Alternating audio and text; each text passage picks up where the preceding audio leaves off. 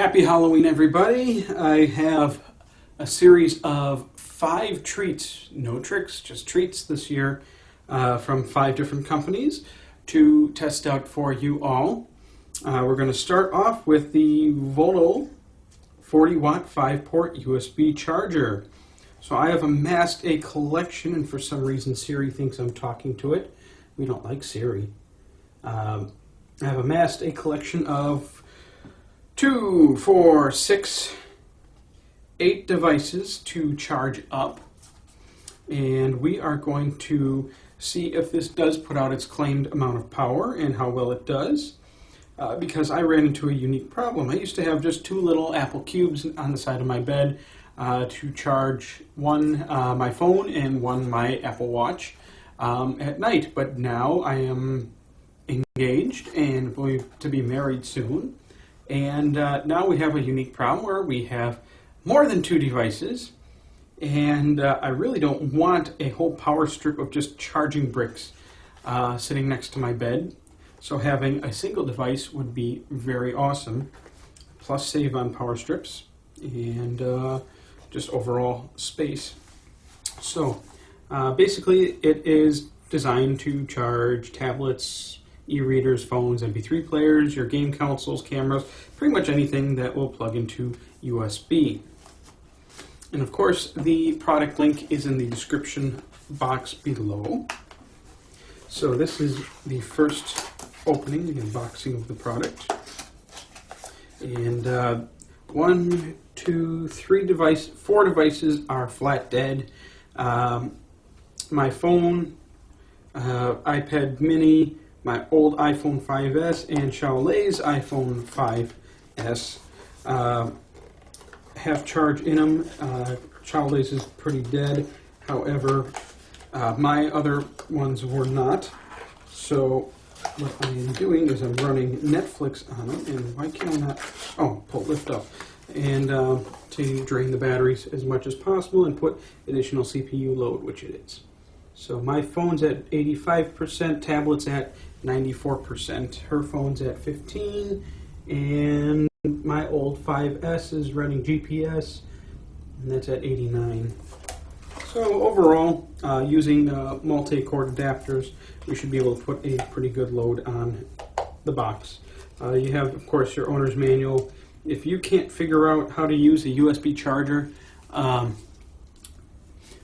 go take a baseball bat and hit yourself in the head as hard as you can.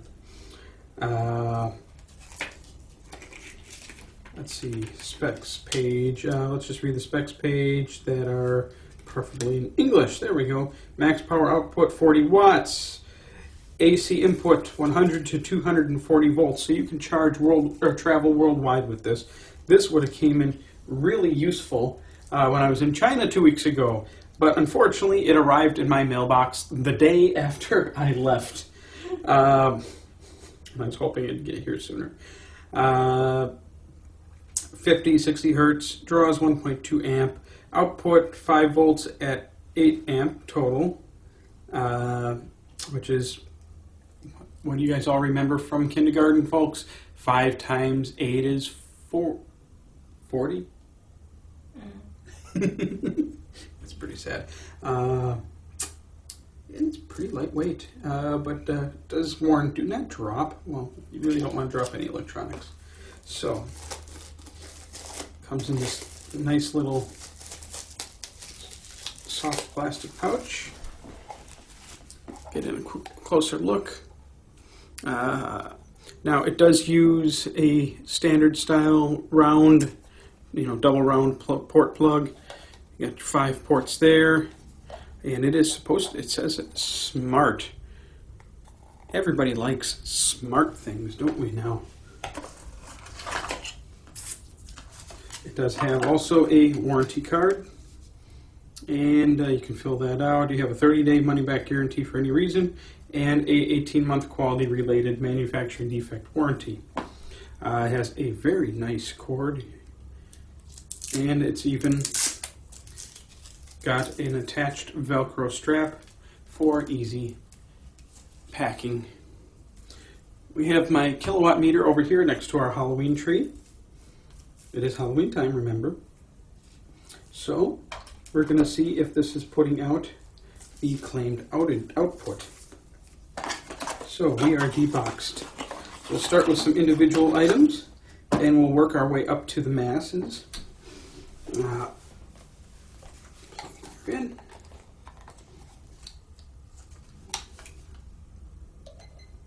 Yep, on watts. Let's see, I'm having a little problems with my charge doctor here. And of course, every time I do a video, I get a phone call. So, 5.15, 5.3, 5.3, 4. That one's between 4.9. This has gotten a little bit of a beating, so it might not be the most accurate anymore. And 5.10. So let's start by plugging in some devices. So let's start with plugging in our first device. Might as well go, let's see, what can draw 2 amps? iPad mini can draw 2 amps. So which one is for the iPad mini?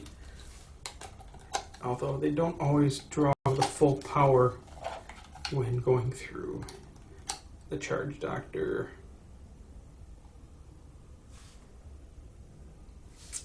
Nope. There we go. Yep, now we got the full charge going through. Okay.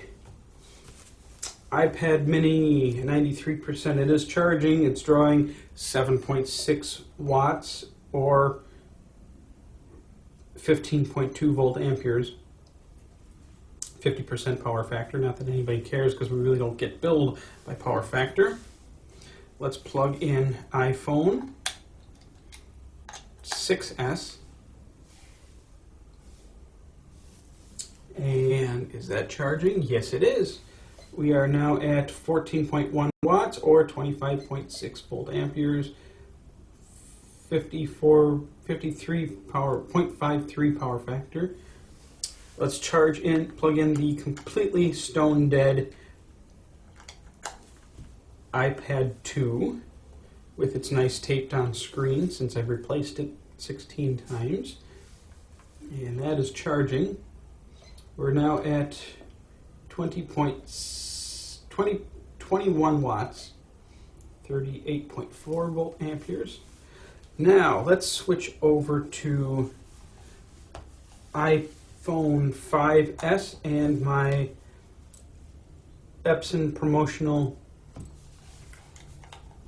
power bank with my $1 charging cable I picked up in China. Charging!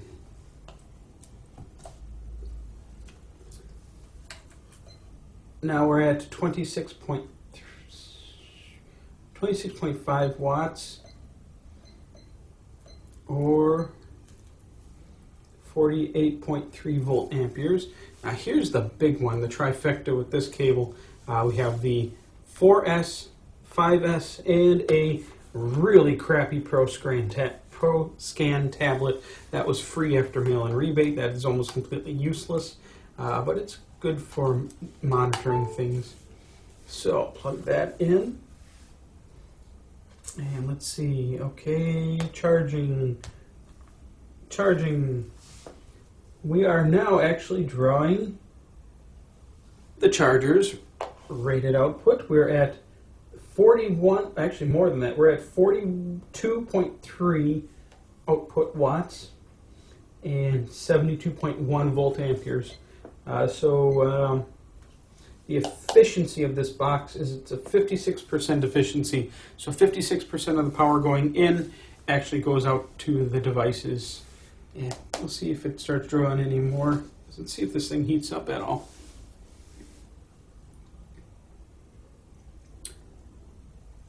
But considering that we are hitting its rated output, which is a good thing, I wanted to plug as many devices in as I could just to saturate it.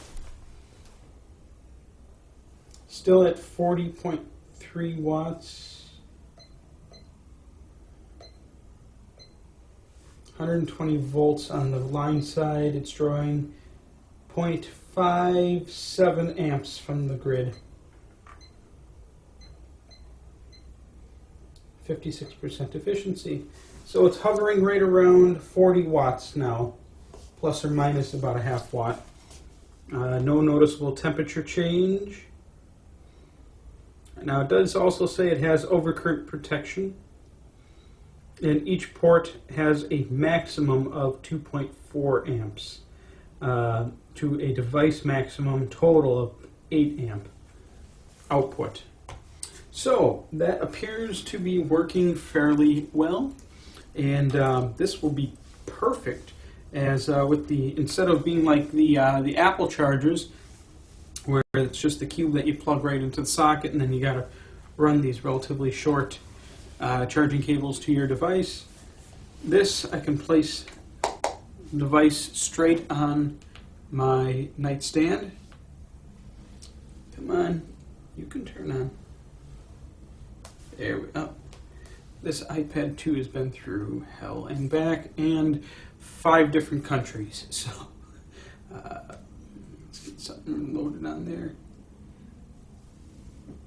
And it's all charging quite nicely. Oh, we're up to 43 watts. So, wow, that's nowhere close. Oh, that's just going based on Wi-Fi. So, anyways, the price is right. Link is in the description box below. And apparently it can handle charging 2, 4, 6, 8 devices. If I had more output splitter plugs, I would try charging even more. But not too shabby. Let's unplug some of these here. Let's do the iPhone 6S on its own. 6S only wants to draw about 7 watts. Let's go back to the